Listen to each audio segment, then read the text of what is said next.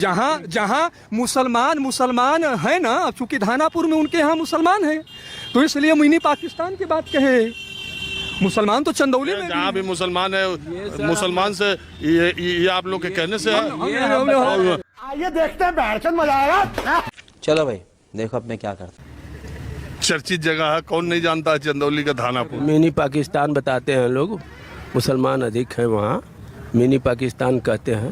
ये फंस गया सीएम, इसे पार्टी की मीटिंग समझ के फंस। तो मुसलमान जहाँ हैं और मुसलमानों को तो पाकिस्तान से जोड़ने का प्रचलन आज ही से थोड़ी नहीं है, हमेशा से है। इतना साल आज़ादी के हो गया, बंटवारे के हो गया, अभी इस साल का भी चुनाव में पाकिस्तान का नाम लिए बगैर काम नहीं चल रहा। पाकिस्तान हो ही रहा है, आप जानते ही हैं। तो हम लोग तो मोदी मय हैं भाई। मोदी वाले ज्यादा कर रहे हैं क्या हिंदुस्तान पाकिस्तान? हाँ कर रहे हैं, लेकिन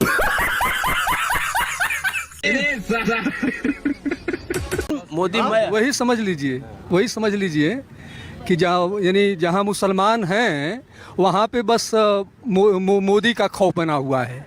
जहाँ मुसलमान हैं इसलिए भाई साहब ये डिबेट कर रहे हैं। लेकिन सत्य ये है कि इनकी सरकार एकदम निकम्मी है, भाजपा की सरकार। बाप रे, ये तो धोती खोल रहा है। रोड और रास्ते से जो है विकास नहीं है, एक आम जनमानस से विकास की बात पूछी जाए तो मालूम हो जाएगा। सज्जन को क्या तकलीफ है भाई, क्या तकलीफ है इनको? आपका नाम क्या? नहीं नाम वो बताइए, थोड़ा क्लियर होगा ना। इनका नाम क्या है? मैं विनोद कुमार मिश्रा एडवोकेट बोल रहा हूँ। विनोद कुमार मिश्रा एडवोकेट। और आप? ब्रह्मानंद दुबे।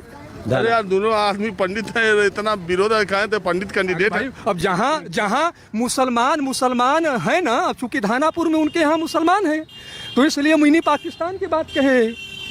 मुसलमान तो चंदौली में जहाँ भी मुसलमान है, मुसलमान से ये आप लोग के कहने से है।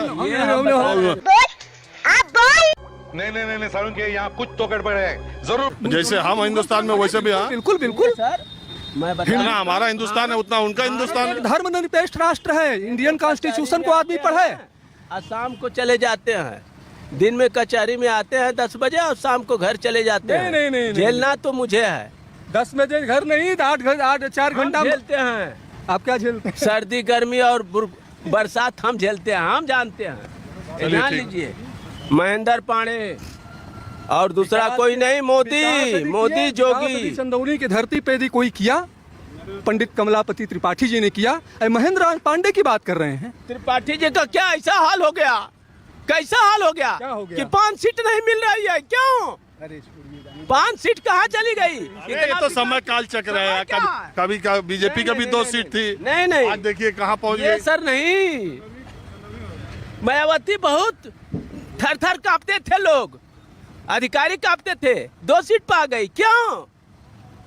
इसीलिए एक पर इसीलिए कैसे लोग रहते हैं यार यहाँ पर। ये सब क्या देखना पड़ रहा है? अच्छा है मैं अंधा हूँ। नहीं, अभी और सुनिए। दूर दराज ST ST है सर, उस दूर दराज में स्वर्ण का भी लड़का है। हाँ, और अभी आपने जो बोला कि जिसकी जितनी संख्या भारी उसकी जितनी हिस्सेदारी, मैंने मान लिया सर। एक एग्जाम के लिए 100 में से 90 नंबर चाहिए। हाँ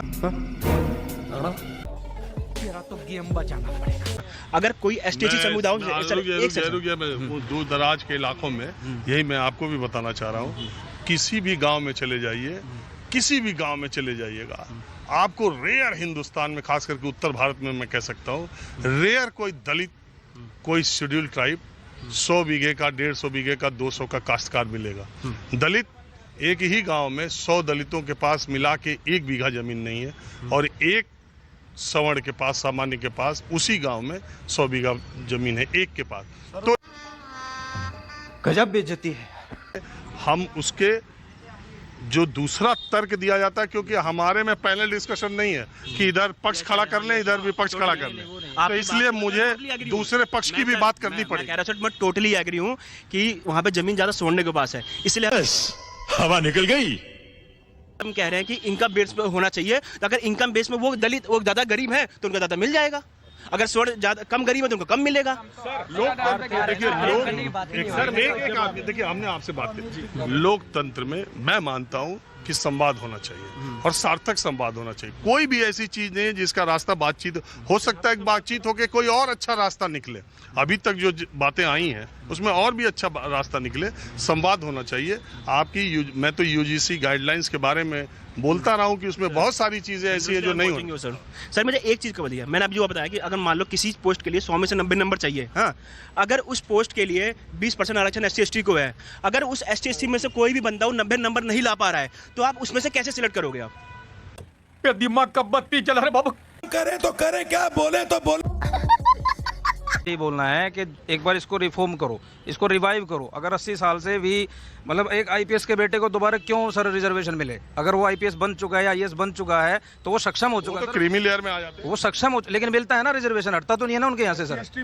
उनके साथ नहीं हटता ना सर, वो उसके बेटे को मिलेगा, उसके बेटे को मिलेगा, क्यों मिलेगा सर? बिल्कुल आपने मुझे सही किया, हाँ बिल्कुल सही किया। क्रीमी लेयर OBC में SC/ST में। जैसे मेडिकल में देखें, -40 नंबर लाने वाला डॉक्टर के पास कोई नेता नहीं जाएगा सर, कोई भी नेता अपना इलाज करवाने नहीं जाएगा, वो हमेशा उसके पास जाएगा जिसके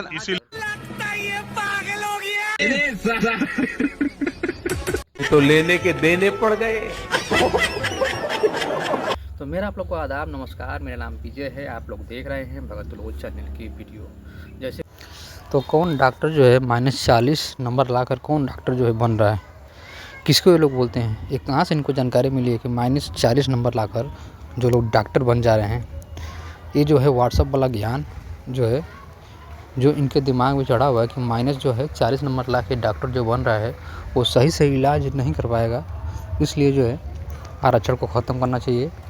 योग्यता के जो आधार पे सबको जो है नौकरी मिलना चाहिए, जिसके पास जो है योग्यता है उसी को नौकरी मिलना चाहिए, इन लोगों का कहना है। तो -40 नंबर ला कर कौन नौकरी पा जा रहा है? और ये लोग जो जनरल कास्ट वाले जो है 90 नंबर जो है लाकर 100 में ये लोग नौकरी नहीं पा रहे हैं।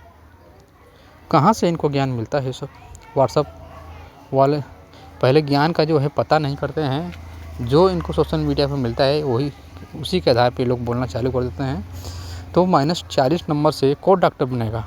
कोई भी जो है इंटरव्यू अगर होता है तो क्या उसमें नंबर नहीं मिलता है? इंटरव्यू में पेपर नहीं होता है क्या? जो है SC जो कैटेगरी का और जो बैकवर्ड क्लास का जो है इंटरव्यू नहीं होता है क्या? उनका पेपर नहीं होता है क्या? उनके पास नंबर नहीं आते हैं? -40 नंबर लाकर जो कौन डॉक्टर बना अपने भारत में? किसी का आंकड़ा ये रखे हैं? तो इनसे पूछा जाए तो इनको आंकड़ा भी नहीं पता होगा, क्योंकि जो है इनको सिर्फ जो है ज्ञान वहीं से मिलता है व्हाट्सअप से। उसी ज्ञान को जो है सार्वजनिक मंच पे ले के लोग जो फेंकने लगते हैं, इसी के जो है अनुसार इनका जो है बेइज्जती होता है। तो ऐसे ऐसे लोग हैं जो कि आरक्षण पे ज्ञान देते हैं। तो ये लोग जो है आरक्षण को जो है किसी जो है आगे बढ़ने के लिए, गरीब से अमीर बनाने के लिए इनको लगता है कि ये जो है दिया गया है। तो ऐसा नहीं है। आरक्षण जो है जाति के अनुसार दिया गया, क्योंकि भेदभाव जो है जाति के अनुसार होता है, आर्थिक आधार पर तो जो होता नहीं भेदभाव, तो आरक्षण उस पर क्यों मिलेगा?